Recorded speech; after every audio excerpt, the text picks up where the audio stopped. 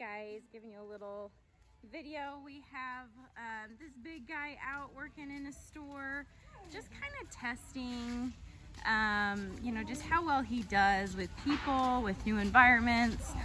We did bring another little dog out. He's pretty neutral, so he's a good test. So right off the bat, we see really good things with people.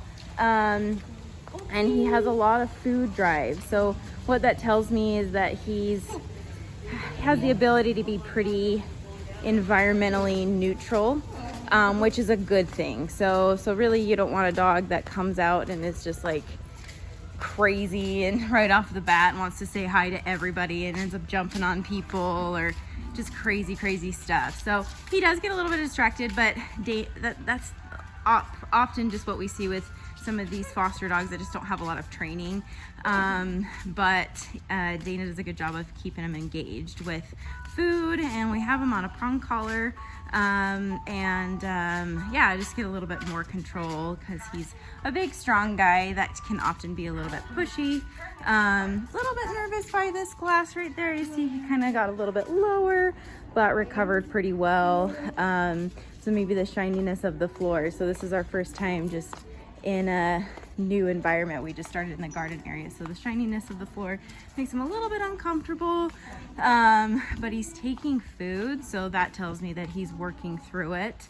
He just probably hasn't had much exposure to anything like this before. So to your foods.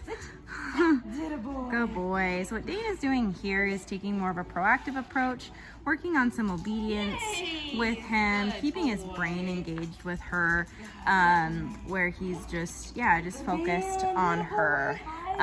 So what we're doing with him is he's on a work for food, meaning the only food he gets is from working. Nothing comes from a bowl or anything like that.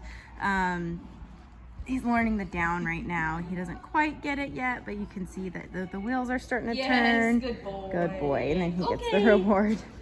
This dog is very good at downing. Good job. Good job.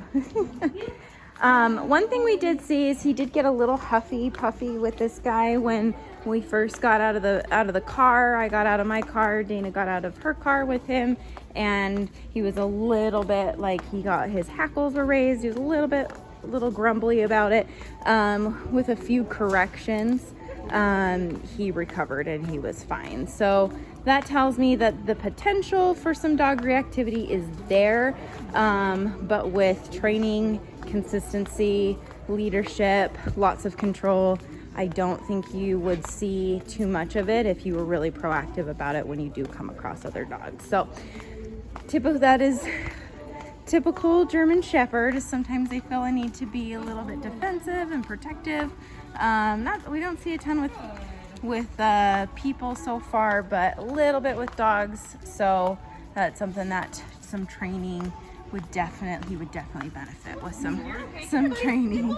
You're good. That was good. Oh boy.